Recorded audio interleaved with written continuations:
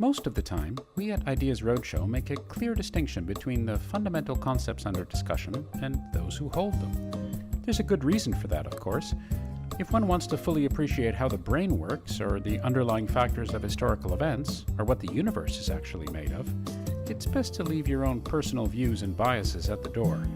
Often, detached objectivity is the only way to make genuine headway to penetrate complex topics. Often, but not always, because there are times when the personal simply can't be avoided. Moreover, there are even times when it's essential. Jennifer Michael Hecht, a poet with a PhD in the history of science from Columbia University, has made a habit of compellingly combining the subjective with the objective, penning best-selling analyses of doubt, happiness, and atheism in the soul, alongside numerous highly acclaimed works of poetry. Recently, precipitated by her own deeply traumatic experiences, Jennifer has turned her attention to the question of suicide, combining the poetic and historical, in the hopes of developing answers to the pressing question of how a secular person can reject suicide as emphatically as a religious one, as well as, even more importantly, how our contemporary society might best decrease the number of suicides. Her investigations culminated in her latest best-selling book, Stay, A History of Suicide and the Philosophies Against It. I met up with Jennifer at her home in Brooklyn, New York.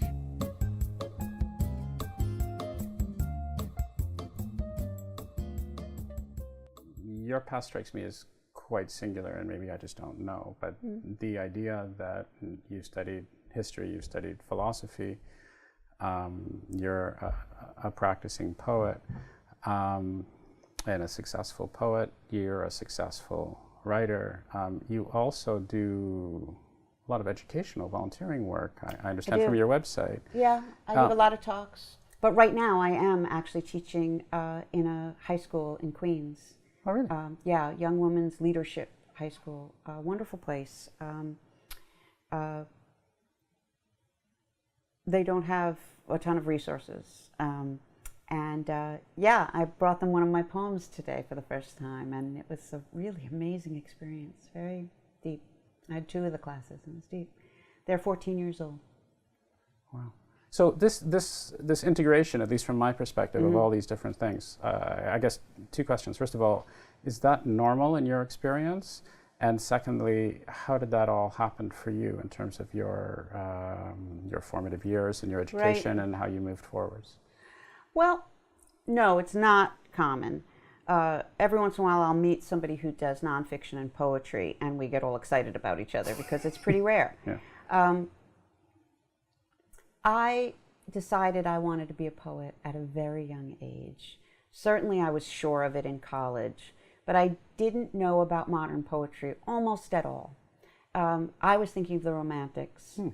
I started in college learning about modern poetry, and at first it was a little hard to take because I was so in love with the Romantics and with some other more classic poetry. So when you decided to be a poet, you were, in your mind, it was, I want to be a romantic poet, basically. Yeah, Keats. Okay. Keats and Dickinson were the people I wanted to talk to. And a lot of others. For me, Kubla Khan, Coleridge's Kubla Khan was like, a pop song. I just loved it, and I memorized it, and I told it to myself all the time. I liked it. I've always found rhyme very delicious. Anyway, so I was going to do that, and I my father's a physics professor, and he was home all the time writing, mostly textbooks, but it was clear that you could be a professor and be home all the time writing, and I wanted to be home all the time writing. So the question, I still am sort of amazed that my young self decided that I wanted a body of knowledge. I didn't want to study creative writing. I'm not sure how much I understood it existed as such. I really didn't know. But yeah, I decided to get my PhD in history with the idea of, so I could be a history professor, so I could go home and write poetry. Oh, so this was a tactical device. Oh, that part, yes. Interesting. That part, yes. So I went to Columbia with the idea, for my PhD, with the idea of studying cultural history. And they said, yeah, come. They gave me a nice offer, and they didn't have a cultural historian. They kept saying they were going to hire one, but they never did while I was there. So I studied with Robert Paxton French history, modern history, and he has some cultural stuff in his work, so there was something there. But in the meantime, I took a course in the history of science, and I just fell in love with it. It was the most like poetry that I'd found in history. There was a way that you were feeling around with your gut almost. In the history of science, I joke that the philosophy of science is how science works, and the history of science is how science doesn't work. So we're really looking at ways that cultural ideas shape both the questions that are asked and the answers that are accepted. And how do you know when that's happening? Foucault was doing a sort of classic history of science move when he says the Victorians, who were constantly saying, let's keep sex under wraps, let's not look at it, put a skirt around the piano because of its legs. Foucault says they're obsessed with sex. Talking about not having sex is almost the same thing as talking about having sex. So that's a kind of a flip. It's a kind of a feeling that you have to go with. Or studying early anthropologists and realizing that some of their metaphors for women are similar to their metaphors for people of color or their metaphors for children, and seeing how each one is supporting a kind of hierarchy. So again, you're looking for clues, you're feeling around, and for me, you're also leaving yourself open to a new conclusion, which I think is true in any study. One thing I always say is to write a book, you have an idea. You have something that you know that your friends don't know. Like I always tell people, don't try to be brilliant, don't try to do a lot. Just say what you know that your friends don't know, but then check every fact. And as you check, most of them will be a little wrong. You'll have remembered the quote a little wrong, or it was in a context you forgot about. And as you fix that, you're going to put things in the exception pile. And after a while, sometimes the exception pile is bigger than the rule pile. And if you're good, and a lot of people won't do it, they'll just keep doing this and explaining away the exception pile. But if you're willing to look at the exception pile and try to explain it, that's how you get to a new idea. First of all, I like intellectual history. I like the idea of taking a big, meaty idea and looking at it from all sorts of different angles and looking at it over history and seeing how it's evolved and seeing how it plays into popular culture and past culture and so forth. But I'm sliding, hopefully, steadily towards stay, which is what we're supposed to be talking about, or at least one of the things that we're supposed to be talking about. But when I look at your work on the history of doubt, or doubt as an idea, or when I look at an exploration of happiness, or when I look at some of the anthropological atheistic orientations, and all these things are put together, typically my expectation is somebody's going to produce a work that is relatively dispassionate, that is an investigation of all sorts of different ideas, and at the end of the day, presumably have some sort of thesis or conclusion. But I imagine someone who approaches it with a more scholarly perspective of, well, I'm going to study doubt and see what happens, and I'm going to investigate it. I'm going to look and see how it's evolved, how it's changed, and so forth. And I am most of the time quite suspicious of someone that says, I'm going to write a history for the very reasons that you were saying, mentioning Hitchens and so forth. I'm going to write a history of atheism, and I already know what I'm going to find. I'm going to find that only idiots believe in atheism, or only idiots believe in religion, or whatever it is. The hair on the back of my neck starts rising when I suspect such a thing. So I'm hoping and assuming that the person who's going to write a book like that is going to be sufficiently open-minded, that they're motivated in the spirit of sheer exploration to start off with. So I pick up this book, Stay, don't know much about it, and I read the introduction, and it's very, very personal, immediately, right away. Ostensibly, I pick it up off the shelf. It's a history of suicide. I think, okay, well, that's kind of interesting. I don't know much about that. I haven't really thought much about that. And here, there's a clear personal aspect of you talking about people you knew, who were close to you, who had committed suicide, and that you have an agenda from the very beginning, which and you're very upfront about it. There are some there are some canonical high school narratives, as it were, of the way suicide has been presented over the ages. Right. And you are going to explore those with the intention of looking for very strong arguments for a secular audience that is against that. That's my interpretation Right. of what you're doing. So one writes the preface after one's written the book. So in some ways, you're trying to give what you found, and so, but you're certainly right that I set off looking for support for certain conclusions that I was interested in, for certain ideas of my own that I was interested in. And I guess my sense is that was interesting for me because I expected naively to find that off-putting, but I didn't. I actually thought, okay, well, first of all, she's upfront about this, Right. so she's saying it right.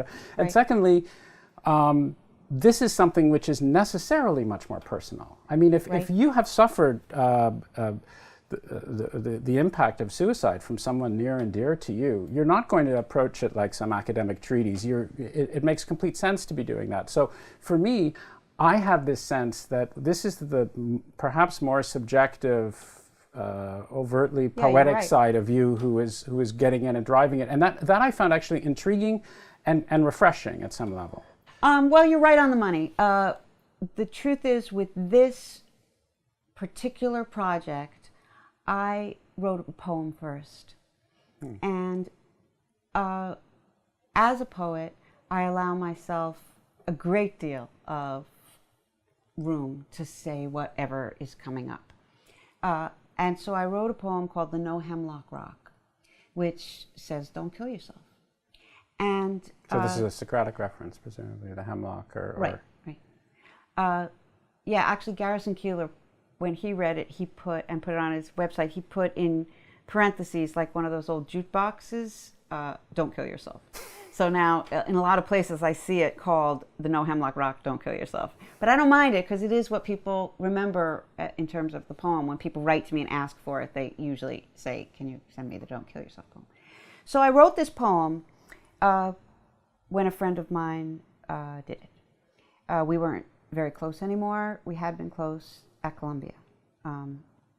She was a poet. She was living in Boston. That was why we'd lost a little bit of touch. But we saw each other at events, and I still loved her. And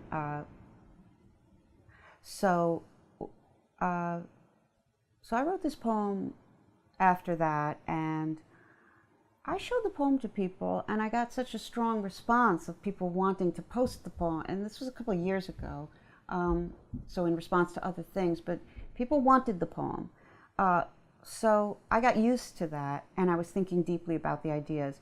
Plus, at this time, I was doing a lot of speaking engagements about doubt, where people who either don't believe in God or don't believe in a God who is involved in the way that would help us make sense of this world very much, asked me a lot of questions. They tell me secrets and ask me questions. And I felt that the education I'd given myself in writing doubt made me beholden to try to answer some of these questions. And I also did have some strong opinions that I could share with people. Like, in my opinion, if you're an atheist but you want to celebrate a religious holiday, just try not to say too much that you don't believe and go ahead and do it. I don't have anything. I think people need ritual, and I think the ritual that usually works best is the one that you grew up with. But you also want there to be some wisdom spoken there that actually does inspire you. You don't want all the wisdom to lead back to something you don't believe in, so the thing is empty except for the ritual. So that's why I was thinking so deeply about this. And then about a year and a half afterwards, a mutual friend of ours, a friend who I think had even kept closer touch with the first one, she did it. She had written the afterword to the first one's posthumous poetry book. And you could see in it how, she was shocked and sad, couldn't believe it. But then she did it too. So because of that timing, because of the poem, because of the thinking I'd been doing, 2 weeks after I heard, and the second one did it on Christmas, so it was in the middle of January, I wrote this blog post where I was blogging casually It's called The Best American Poetry, and I was blogging there, thinking mostly I was talking to poets, not knowing if I was talking to 10 or 20 or 200 people ever. I wrote many blog posts on poetry there, and people still contact me about them. But on that place, I wrote this sort of plea, this little essay, explaining that, first of all, saying don't kill yourself, but also saying that it seemed to me that the reason that secular society, progressive society, was so tolerant of suicide, that we'd made it morally neutral, was because we were responding to the church being draconian in its punishment of suicide. And when I then eventually did the research, I found that they were torturing the corpses and confiscating the estate. You didn't realize how draconian they had been. I didn't realize, but I did. When I wrote that essay, just as I had just said, I hadn't yet checked all the facts. I'd just written a poem and done a lot of thinking, and then this happened, and I wrote because I was so upset.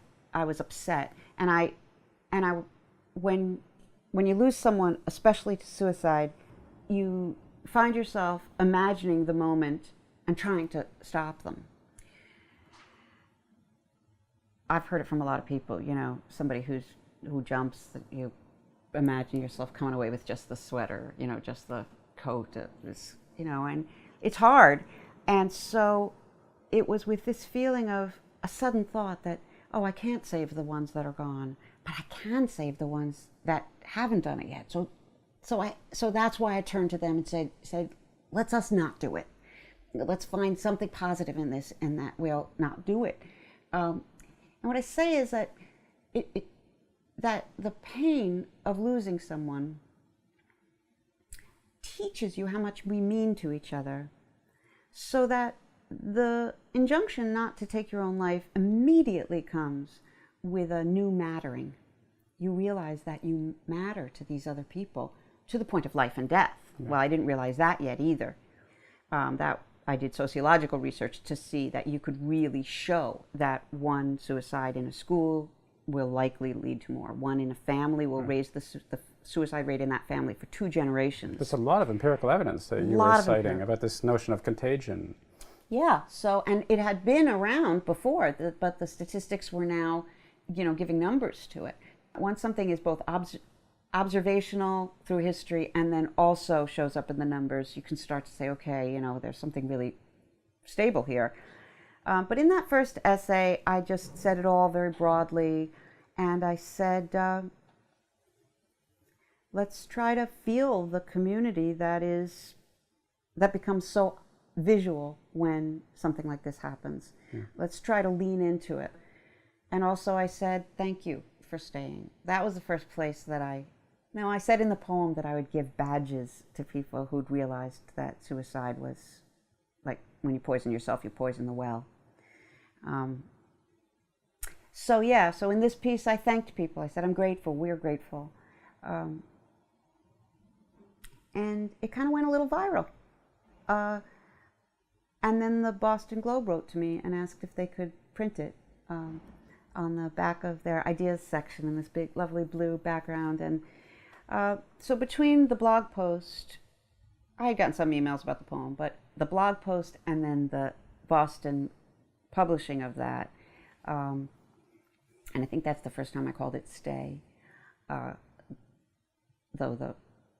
the essay, the blog post ends with that word.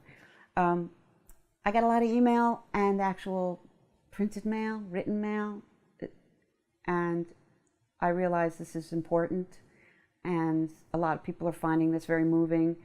Most people weren't telling me that what they thought of it intellectually at that point. Right. They were just saying, I slipped this under my son's door, or this is helping me cope with my wife. And when I say those are two that I remember as if they happened yesterday.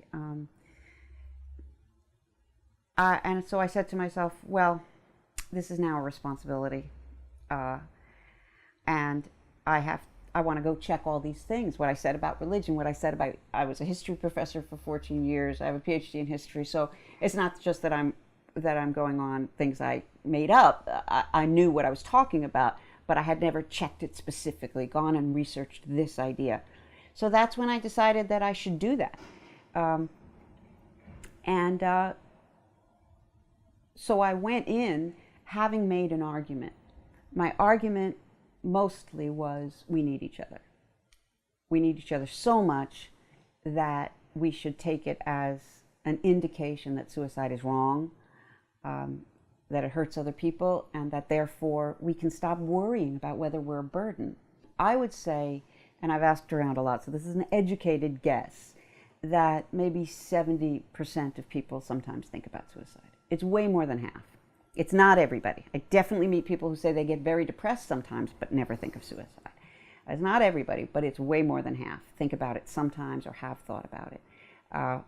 And I can give you stats for that, but it's easy to look up. Recently tested a whole bunch of 27,000 college students, and a lot of them, 55% had thought about it. 30% had thought really seriously about it. What's wonderfully is most of the ones who had thought about it seriously had done so for only a day or an hour or so, which also goes into my argument that suicide is very often impulsive. So if you can put a rule in your head that can keep you alive for an hour or two, that may be all we need. What's interesting to me to explore is really the sense of the combination, if not in fact juxtaposition, of these two different points of entry into this whole issue, right? I mean, you have a tremendous number of people for whom it's obviously a preeminent emotional concern. They have been personally affected. They fear for their children. They fear for their wife. They fear they fear for themselves. It's hard to imagine something which has a stronger emotional resonance than that for people. And you yourself were personally affected. You have obviously a poetic outlet. You have an idealistic sense of wanting to communicate to other people. You felt a sense of responsibility. And that's all very strong and completely understandable and an essential aspect of being human. And on the other hand, you have people like me who, not to sound like I have no emotions, but I'm very fortunate that I haven't been touched in my life with suicide. I don't know anybody who has committed suicide. It hasn't impinged upon me. Obviously, I've been depressed. Other people have been depressed. I'm not saying that we haven't done that. But I look at this as a way of challenging my past beliefs and seeing if my beliefs actually measure up. So I look at this book and I think, okay, insofar as I've thought of this before, how have I thought of this? Well, I thought suicide was something which culturally was held up as not just an appropriate way to act, but almost a paradigmatic way to act, emblematic way to act in classical times. Then the church says, no, we shouldn't do suicide. And now we have an understanding of rebelling against the constraints of the church, and we have this understanding of liberty, and everybody should have the right to do what it is they want, and that's a reasonable secular idea. And I guess that line of thinking is probably a very standard way that most people approach it. It is. And as I'm reading this book again from a more emotionally detached perspective, I'm recognizing, well, that's actually not entirely true. If you look back at classical times, there are all sorts of people who are condemning these particular acts, and there's a lot of debate. It's not in any way a homogeneous endorsement of this sort of activity. And so these classical examples of Cato and so forth that one would have thought everybody agreed upon, turns out they actually don't really. Socrates tells his students and his friends in the room where he's drinking hemlock, you must not do this. So there are lots of these examples as I'm going, as any substantial book on ideas, you find, as you say, these exceptions, or you make these discoveries. And for me as a reader, I think, wow, this is interesting. I haven't really appreciated that before. From you, the more emotionally removed intellectual historian part, as you're looking at this, what sorts of things did you find surprising and unexpected that you discovered intellectually as you started looking at these things? The truth is, a lot of things surprised me. I did not expect Socrates to be telling people that they must not do this. I was surprised and delighted by Wittgenstein's argument. He doesn't spend much time on it, but he says if anything is if anything is not allowed, suicide is not allowed. And if suicide is allowed, anything's allowed. And for me, that was just, and that's almost all he says about it. But to me, that's just a clear statement of this is the fundamental. Which and is it's also very not, shocking for Wittgenstein to say a clear statement, first of all. But anyway. So. Right. Well, it's in his notebooks, and he says more clear statements there, right? But Wittgenstein's three of his four brothers killed themselves. Yeah. So and he was depressed and suicidal during parts of his life. So when he has an argument, and he also sort of lets us know that he's also taking a little strength from Schopenhauer's argument against suicide. Though Schopenhauer says some things against the church rejection of suicide, so it can be used in different ways, but certainly he didn't kill himself. But yeah, Wittgenstein saying that, I thought that was stunningly interesting, that our duty is to something about keeping meaning in life going, and not it's not just whether we harm someone else. Of course, my argument is that, in fact, suicide harms a lot of people, and that the communitarian argument is sufficient to say that this is something that's morally problematic. Mm. But I found more in history that backed up my second argument than I thought I was going to be, which was the idea that you owe your future self enough respect so you don't kill him. That was uttered in nobody said all of that, but there were suggestions. And Camus' treatment of suicide, I had remembered taking heart from it years ago. And I remembered the arguments a little bit. But when I went back and read The Myth of Sisyphus, and the whole book, and paid a lot of attention to it, Camus believes some things that most philosophers don't believe.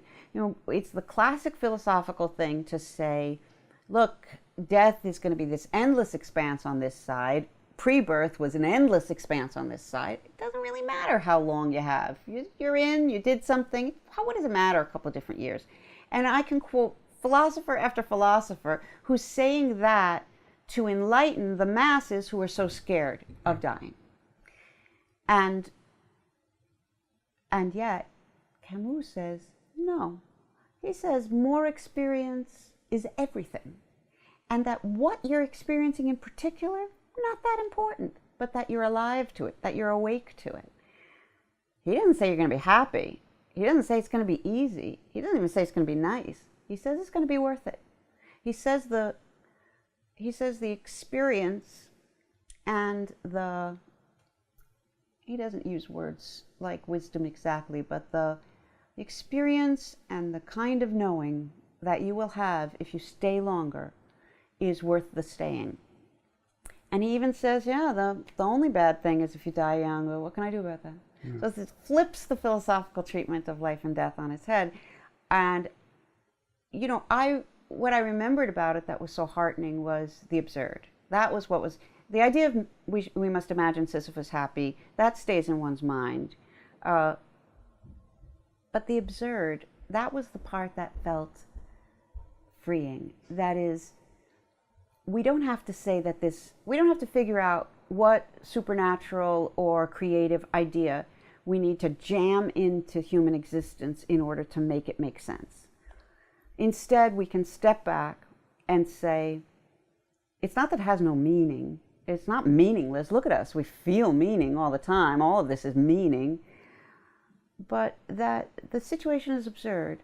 That a narrative-minded creature who dies suddenly without getting to see the end, or without there being such a thing as the end, it's insane. It's absurd. The suffering that we go through, the suffering we witness, the whole thing can't be reduced to anything sensible. But it's not pure nasty chaos either. The absurd has a playfulness to it, and you can join it, and you can add to it, right. And you can choose a version of madness almost, but you don't have to die. You don't have to stay here and play their reindeer games. The trick is, to some extent, presumably, how to engage with it, how how to celebrate, in fact, That's right, that to notion of celebrate. absurdity. Someone has to show most people, most of us need to be shown certain beauties. They say no one thought mountains were beautiful until Rousseau. Who knows if, but we do need to be shown how to see things as beautiful. And it's Camus who does that work for us. If there's one text that people tell me that they read that helped them when I do a stay event, it's The Myth of Sisyphus. It's Camus. People feel like they have a friend in him.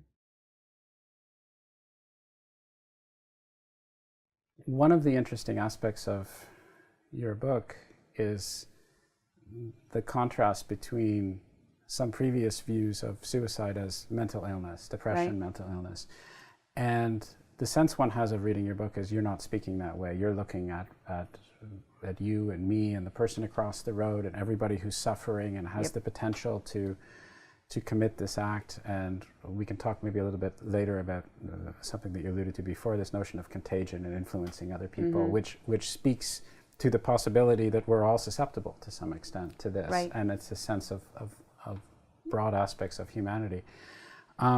That's quite different from the way some people were looking, as you pointed Sure out, of suicide some time ago, 100 years ago, or maybe even 75 years ago. Or Even, as you said, different than right now. I'm very much, I don't see suicide as, in general, an inevitable endpoint of a biological disease. I see depression in the first place differently than the strongly biological. Again, I did my PhD in the history of science. When you see the pendulum swing every 40 or 50 years between the biological and the sort of cultural and circumstantial, you just can't help but when you notice that your culture's way over here, that it's going to come back. And frankly, people are so worked up about it that I don't want to be the one to fight. And I know it's going to come back by itself anyway. Someone's going to do it. Other people are already. So, but I feel strongly that people are depressed more often because of trauma or neglect than because of any biological necessity of them having been depressed. There certainly could be, I'm sure there is, tendencies in different directions. And that's why I think talk therapy works, because I think you can unravel trauma and neglect. And we know that talk therapy works. We also know that it's expensive and hard to deal with in this particular culture that's so productivity oriented. We don't want people sitting around and talking for years. But so that's the first difference that I have with a lot of people. And the next is the notion that it's depressed people who kill themselves. Once someone kills themselves, it seems almost moronic to say they weren't depressed. Well, they certainly weren't happy, so right? Tautologically, they had to be. So you can, if you back solve, okay. But that doesn't mean clinically depressed. No, it doesn't. Nor does it mean anyone around the person thought they were depressed. And I think we really have to keep that in mind, that we have good statistics and a lot of observational material that show that a person who does not seem sick in bed, isn't avoiding food, that a person who simply has been humiliated. People get humiliated by either getting yelled at work, failing a test they thought they were going to pass, just not standing out the way they thought they were going to, but also just an insult. And someone breaking your heart or someone embarrassing you at work or school seems to be enough of a trigger if someone has means and that's just happened. It's possible that that's what's going to happen. So if you don't have means, you can write it out. And that's one of the reasons I call my book a sort of conceptual barrier, because I know that bridge barriers work, which is amazing. Everyone thought we'll put up a barrier, they'll just go to another bridge, but they don't. They go home. England in the 90s, the UK in the 90s stopped selling acetaminophen in bulk in bottles and started making it in bubble wrap where you can only buy a few at a time. Well, so go to a bunch of pharmacies and buy 50 of them and pop them out. But people don't. Yeah. People don't. So, and if you don't have a gun in the house, you have a much better chance of surviving your misery. Because all of us want it to stop sometimes. But if you can't in that moment, then you get to the place where you don't want it to.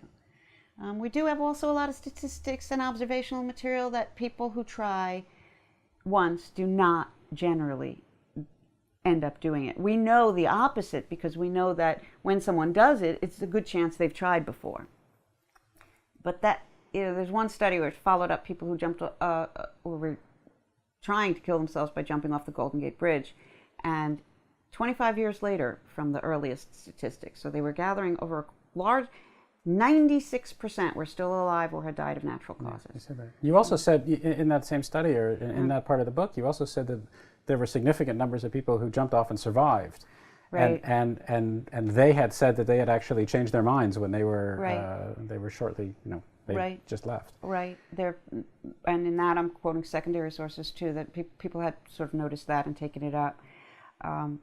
That especially that really memorable one that I think was in a Tad Friend article in the New Yorker of a guy saying, I jumped and I immediately realized I had no problems other than that I had just jumped, which is so like, you could see how that could be suddenly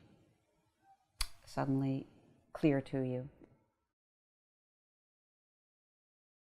I want to talk about suffering, because you mention this a lot in your book, and I think an important point that you're making is that many people, many very wise individuals throughout human history have recognized that while we don't actively seek out suffering, other than some very odd people who are clinically masochistic, there is a way of recognizing that suffering has positive benefits to it. There is a way of recognizing, and so whatever we can have the laundry list of names. We can talk about Montaigne, we can talk about Schopenhauer, we can talk about all these people, who've said this.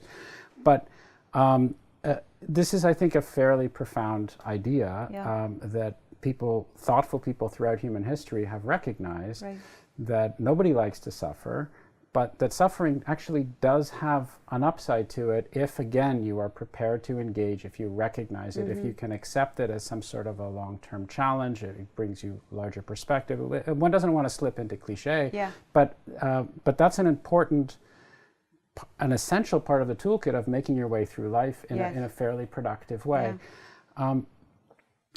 And something that you don't talk about very much, but I think may be implied, and I'd like to ask you about now, is it seems to me that it could be that our contemporary values are such that they are somewhat at odds with that. We live in this materialistic society, as you said before, and many people have pointed out that in the Western world, in the superficial, commercial, materialistic age in which we find ourselves, people don't even want to contemplate envisioning mortality at all, let alone this idea of suffering.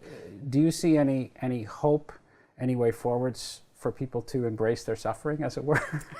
Look, it's a great question, and I'll first set out that just like the suicide thing, partly we're responding to a church idea.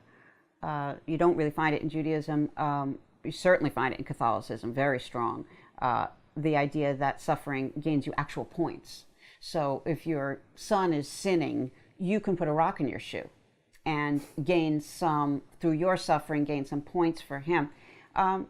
It's crazy, but it's also, you can see where it gives you a little power and it lets you feel your hope. You can see it, but you can also see why the modern world would strongly reject that. And it's also true that we simply did not have painkillers until, 19th century, you start to get ether, but with different things, certainly for childbirth, the ether, if you take too much, you pass out, so you got to feel the pain again, wake back up. They would give the woman the thing, so she would do it to regulate it so she didn't die, because she would pass out if she took too much. Our painkillers, certainly the development of opioids in the beginning of the 20th century, they work until you take them too much, but we can kill pain. And that ability is, to me, I see this as a paradox that I'm so lucky I don't have to solve, or that humanity is so lucky we don't have to solve. That is, I would kill pain in every instance I could for myself and everyone else. But I'm glad I don't have that power, because I don't know what would happen to culture, and I don't know what would happen to character. But I never worry about it, because we are never going to solve pain entirely, at least not in any kind of foreseeable world. So for me, there's always going to be pain, though we may put it down over here, it's going to pop back up over here. Sure. So I'm not at all pro-pain. Hate it. Sure. And well, you're rational, right? And would do a lot to get away from it. Though I hear from people who say, I have a headache, but I don't like to take pills. That is not me. I don't want pain, and I don't want emotional pain. I am not really saying pain is even necessarily worth having. I don't know about that, and that's the paradox I'm glad I don't have to figure out, because it's not going to happen. But in this world, pain is real. Emotional pain, real depression, but also just frustration, sorrow, exhaustion, getting old, being young. It's hard. And then bodily pain.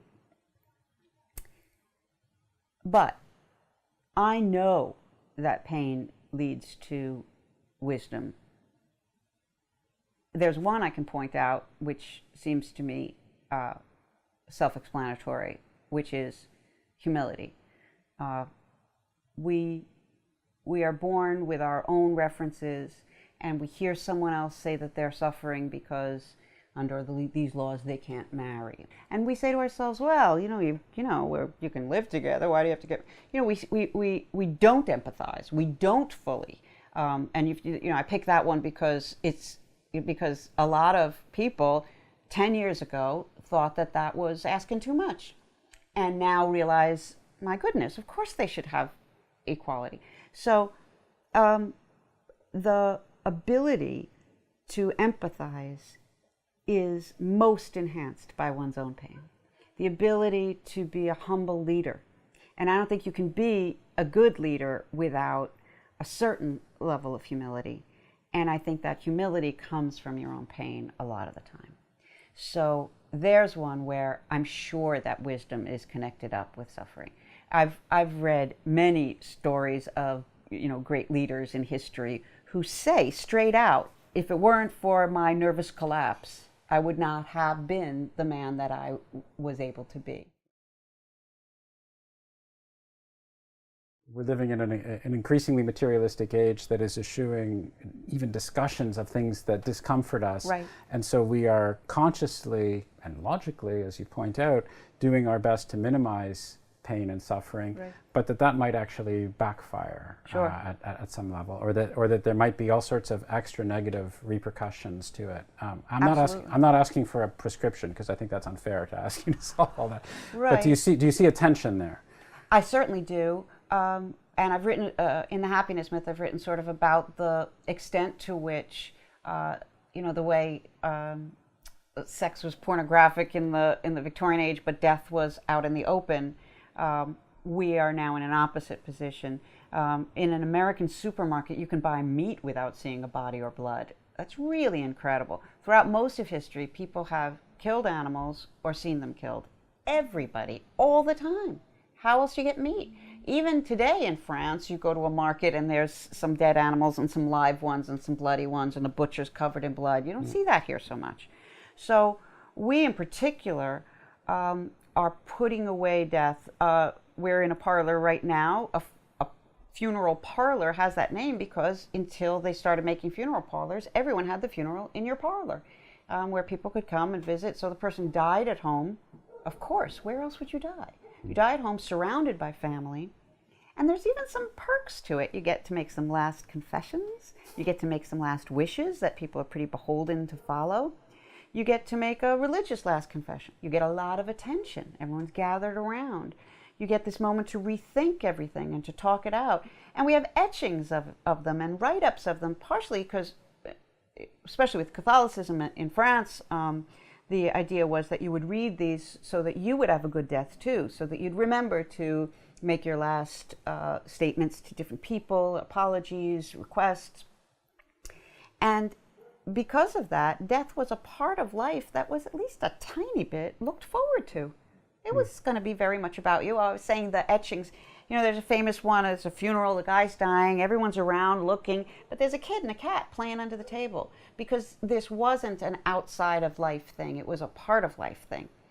And so we now, with the hospice and the level of medication that we have, which these are complicated things. I'm not saying you forget about it. I am saying, well, in the happiness myth, I say, why shouldn't we have death coaches the same way we have birth coaches? Pick someone close to you, go take a class, find out what's going to happen, what it's going to feel like, how you can help a person going through it, and have some perks involved. I was saying that to sort of open the mind to certain ideas, but I have seen in the last few years a rise of people planning their own funerals. I see that written up. The people do seem to be trying to take back a little bit of the experience, and also to limit, if not the palliative care, because we do know from these centuries of death that death could be excruciating, and you don't need to go through that. But to not eliminate the palliative care, but to make some strong decisions about how much intervention you want. I know so many people who agree with the statement, my grandmother says, I wish death would come. You know, when you're very old and very uncomfortable, it's something that our society is beginning to talk about. How long do we want to live? How do we want those last years to look? So I do think that there is a bit of a prescription. The first part is just notice it. Just notice it makes you be able to integrate death more into the world of life, which is good for so many different things. It helps you enjoy life. I even talk in the happiness myth about post-traumatic bliss, that people who come very close to dying, we all know this from television and movies, sometimes go through something that 10 years later they're still loving every day in a way that, look, we're all dying eventually. Shouldn't we all have this? But it doesn't work that way. It's something much like PTSD, that if you go through it, you can't shake it. It becomes part of your body. The way grief and erotic love is part of your body, you can't just shut it off. And I do think that the more we allow a little bit of that knowledge of death into our consciousness, even when we're picking up the cellophane meat, noticing what's happening here, even that, it helps us to get a little bit of that larger perspective that can help live life. I mean, look, I've said this before, that when you hear somebody saying that everything is beautiful and life's worth living, they're the guy who's in trouble. The people who are okay aren't talking about this all the time. Just like your favorite weight loss expert used to be heavy. You don't just make this stuff up otherwise. So I'm not pretending that all my ideas work enough to make life easy or happy. I'm just saying, here's what I found that helps. Here's what I've found that helps me or that helps other people. And I'm saying very clearly, it doesn't help quite enough, but it's something. You've thought a lot about this. You've spoken to a lot of people. Yeah. You've done a lot of research. And so if I'm sitting listening to this somewhere, I say, okay, so what? So what do we do now? Right. What do we do as a society? Are there any prescriptive changes? You mentioned a few things in passing, the bridge barriers and so forth. Right. There are some things that we can do. So I have a two-part question. The first is, can we point to some places on the planet where they do a better job at preventing suicide, where they do a better job at building communities, at building the sense of tolerance? Are there places where we can point to where best practices are being pursued, or better practices at least? And secondly, what are some of those practices, and what should we actually be doing? What could we do as a society? Well, I think that there are good practices, but they're scattered around. Some Scandinavian treatments have been very successful in that are more social than medical. You know, if you feel needed and recognized and missed when you're not there, it helps a lot. We're very isolated here, and we're almost all redundant. I mean, in any farming village, if you play the guitar, you're an important guy, but here not so much. But meanwhile, the Scandinavians, maybe they're so good at it because they're living in such a dark, dark place most of the year and it's cold, and they have a terrible suicide rate. But they do have some of these other examples of community that helps people recover from debilitating depression. I think the old Catholic model of telling people that it's not just Catholic, because Luther and Calvin picked this part up very, very much, that suicide was always the devil trying to get you. But we have records of how people use that in a very positive way. I mean, maybe that sounds awful, but we have a record. I'm thinking of one in particular, a woman who said, I fought all night, holding the knife. The devil wanted me to use it, and God was helping me put it down, and eventually me and God won. That's an imagery that I bet would help a lot of people if they believed it. So if we had, and that's, I hope I'm offering something that you can struggle with, that you can be on your side in that struggle. But we do sometimes need visuals. We do sometimes need, this is a struggle between this one tiny part of me that sometimes wants to do this and all the rest of me that usually doesn't want to do it. How can I wage this war?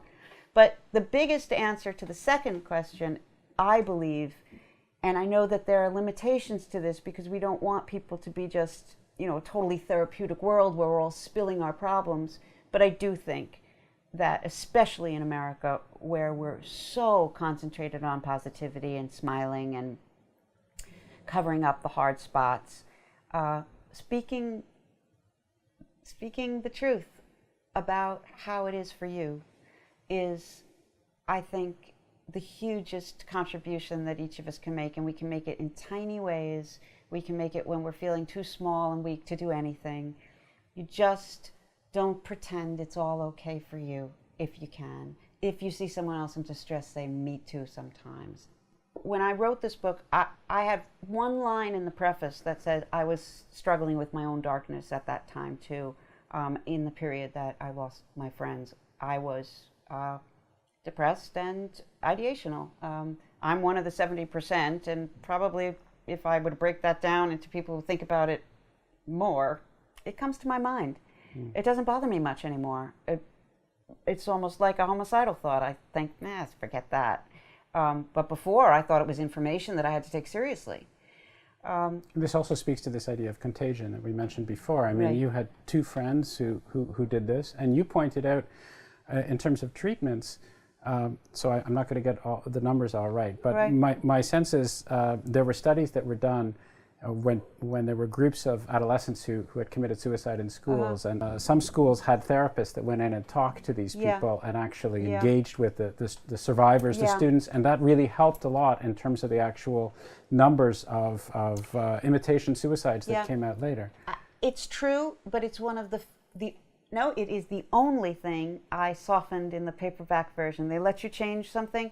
That was the only conclusion that I wanted to soften a little bit, because I didn't see as many empirical studies that backed it up. Okay. That good talk can help.